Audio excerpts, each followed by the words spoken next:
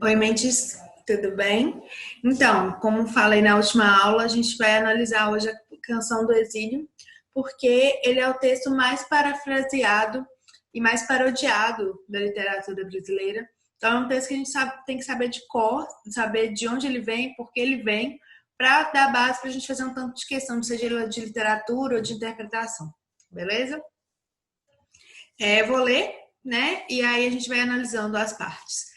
O texto é de Gonçalves Dias, da primeira geração romântica, na poesia, né? Essa primeira geração, tanto na poesia como na prosa, elas conversam muito sobre identidade nacional, o que é ser brasileiro, mas a nacionalidade sempre pela via de exaltar.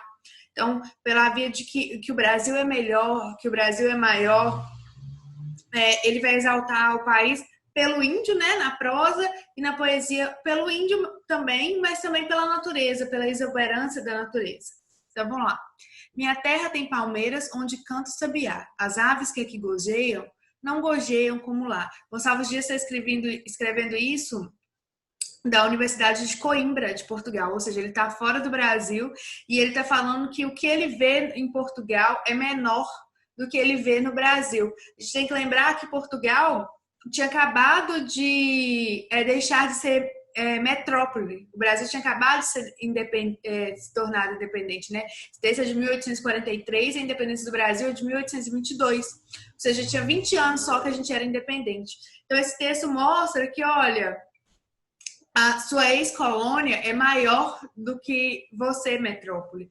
A gente é maior, a gente é mais bonito, a gente é melhor.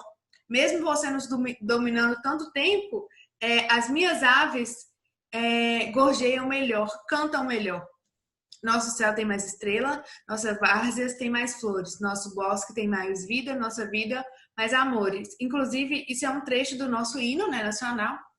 Em cismar sozinho à noite, mas prazer eu encontro lá. Minha terra tem palmeiras onde canta o sabiá. Então quer dizer que o Gonçalves Dias, nesse trecho, ele fala que mesmo sozinho, na terra dele, ele se sente abraçado. Por quê? Porque a terra é dele. E isso é muito importante, que esse texto começa no individual, no subjetivo, e depois ele se torna plural, para dar a ideia de que é para todo brasileiro, que é para todo pertencente dessa nação. Então, minha terra tem primores, quais tais não encontro eu cá. Em cismar sozinha à noite, mas prazer eu encontro lá. Minha terra tem palmeiras onde canta o sabiá. Não permita, Deus, que eu morra sem que eu volte para lá, sem que eu desfrute os primores que não encontro cá, sem que aviste as palmeiras onde canta o sabiá. A parte que eu falei que ele começa no individual e depois se torna plural minha terra tem palmeiras, então a terra é dele. Nosso céu tem mais estrelas. Ou seja, a terra é dele, mas é de todos os brasileiros, de todos os nós. E aí a análise do poema, né? O poema é da primeira geração romântica, poema de exaltação nacional, em um período em que se busca encontrar a nacionalidade brasileira. É um poema muito musical, né? É um poema que sai do individual subjetivo e vai para o coletivo, e ele idealiza a natureza para idealizar essa nação, que é local de morada do herói romântico, que é o índio, bem no ideal do Bom Selvagem de Rousseau. E aí agora a gente vai para as paródias que foram feitas, paráfrases que foram feitas em cima desse texto. A primeira é a Canção do Exílio, do Casimiro de Abreu, tem o mesmo nome. A intextualidade feita nela é a paráfrase. Por quê? Porque a paráfrase recria a ideia de um texto já existente, mas ele não subverte. Ele não tem a ideia da ironia, não quer contradizer. A gente vai ver 2 exemplos de paródias e 2 exemplos de paráfrase. Os dois exemplos de paródias estão na primeira geração romântica, tá? Que é a geração da ironia, a geração vanguardista que vai derrubar tudo. Então ele vai ironizar, criticar bastante essa ideia idealizada da geração romântica. Mas Casimiro de Abreu, ele ainda é romântico, né? Ele está na segunda geração, Gonçalves Dias está na primeira, Casimiro está na segunda geração. E o que tem diferente nessa segunda geração? O gosto pela morte. E a gente vai ver nesse texto do Casimiro, depois vocês vão ler, que tem muito a vontade de voltar à infância. Então, além do gosto da morte, ele está falando que a morte está chegando e ele quer voltar para o Brasil. Além de voltar para o Brasil, ele quer voltar à infância, que é a parte que ele não sofreu. A gente falou muito de Álvaro de Azevedo na última aula, né? A gente leu um texto dele e a gente vê que Álvaro de Azevedo é o mais pessimista da segunda geração. E Casimiro de Abreu é aquele que tenta mais escapar dessa vida sofrida da adolescência, do início da juventude, através da infância. Ele também exalta a própria pátria, assim como todo romântico, mas ele tem um caráter mais saudosista, porque ele acha que o tempo dele vir para o Brasil, de ficar na terra dele, ele também tem esse lado, né? Eu acho que, se eu não me engano, ele também estava fazendo faculdade, mas ele sente que o tempo dele está acabando, então ele escreve com mais saudosismo que o Gonçalves Dias. Gonçalves Dias meio que pede a Deus para ele voltar e ver essas belezas, mas com mais esperança do que o texto de Casimiro de Abreu, porque a primeira geração romântica é mais esperançosa do que a segunda geração, ok? Agora a gente vai entrar nos modernistas, a gente vai começar com o Murilo Mendes, e depois a gente vai ver Oswald de Andrade. Murilo Mendes, ele vai falar: minha terra tem macieiras da Califórnia. A gente vê bem aquela ideia do antropofagismo, que você vai lá na cultura do outro e vai pegar e transformar na sua cultura nacional, né? A gente vai regurgitar, a gente vai se alimentar da cultura do exterior, mas trazer para o nosso interior e transformar em nossa cultura, sem negar o que é do exterior, mas abraçando, tornando ela no nacional. Então, ele vai falar aqui no texto vários movimentos, não, vários ícones de outras culturas, né? Mas ele também vai fazer uma crítica social com esse poema. Ele vai falar que os sargentos são monistas, cubistas, aqui olha, a monista de Monet, da vanguarda não, da escola impressionista, e cubista da vanguarda europeia do cubismo.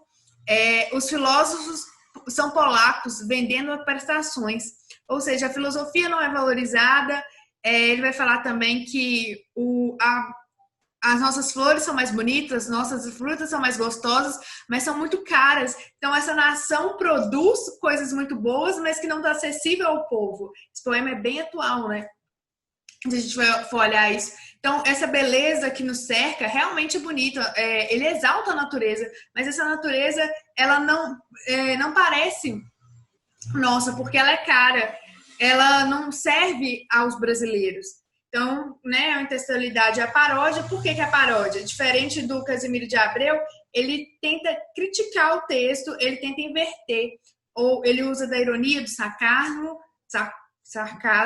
Ele é modernista da primeira fase, né? Então, a primeira fase é aquela fase vanguardista, aquela fase que mete o pé na porta e tenta desconstruir toda aquela ideia de literatura até então propagada no Brasil. Então, ele tenta desconstruir a idealização nacional, tem caráter de denúncia social e é antropofágico, né? Bebe na cultura do exterior para moldar na nossa própria cultura.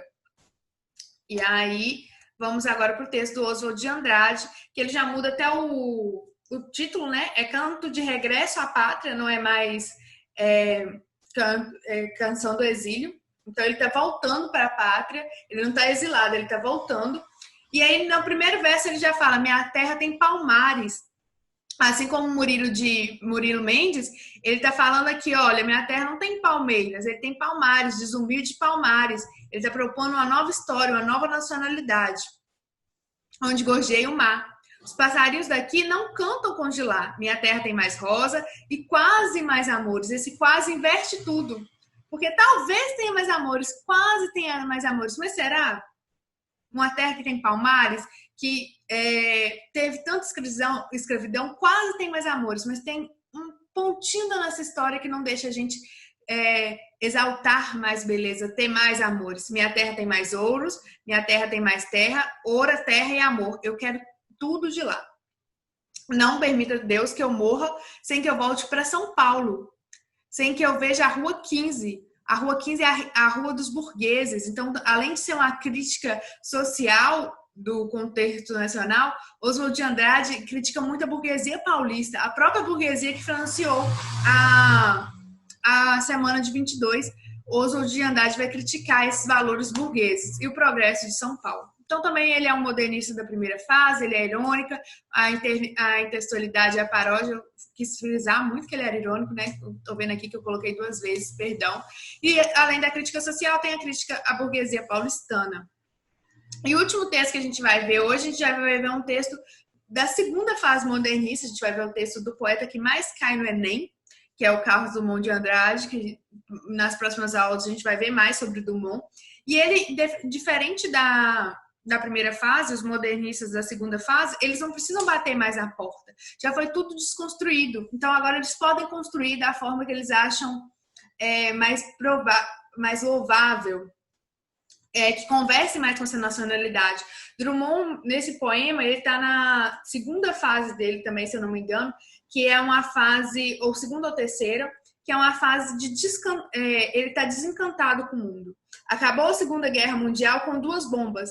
Então, Drummond escreveu aquilo e ele sentiu que como se a humanidade não tivesse mais jeito, entendeu? Ele ficou um pouco desencantado. E aí esse poema, ele vai falar da nova canção de exílio, mas não do exílio, ele ainda está na pátria, mas é no exílio mais humano, um exílio que a humanidade se perdeu em algum lugar. E aí ele vai falar que ainda há um grito de vida e voltar para tudo onde é belo, é fantástico. A palmeira, o sabiá, o longe. Esse tempo de paz, esse tempo onde a natureza era soberana, de exaltação, ainda está longe, mas ele tem uma esperança de voltar. Então, não é mais uma paródia, é uma paráfrase, porque mantém a ideia original de voltar para uma terra, mas não é mais uma terra do Brasil só, é uma terra de esperança, onde há outro canto, não um canto de guerra.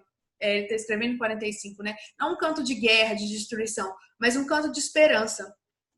Seria feliz no sabiá, na palmeira longe, né? Seria feliz no sabiá num lugar que não está vivendo esses conflitos. Então, é um poema introspectivo, da segunda geração romântica, que já não é mais aquela geração que quer ironizar tudo, que quer quebrar tudo, porque ela já veio num lugar onde foi tudo derrubado. A primeira geração é como se fosse um trator, e a segunda e a terceira geração elas podem ir construindo. E aí, desde então, pode-se falar que a literatura brasileira pode vir se construindo. Às vezes, quebra-se um pouquinho mais, às vezes volta mais ao passado e ressuscita ideias, né? Mas não precisa mais ir contra tudo, criticar tudo, ser tão irônico. É isso, gente. Eu espero que vocês tenham entendido. Qualquer dúvida, vocês podem me chamar no privado. Espero que tenha sido claro. Eu falo um pouquinho rápido, mas é isso. Hoje eu optei por não resolver questão, mas passar por esse texto primeiro e mostrar a diferença de paródia e paráfrase, porque eu acho muito importante, eu acho um texto muito importante para o Enem e para qualquer vestibular. Tá bom?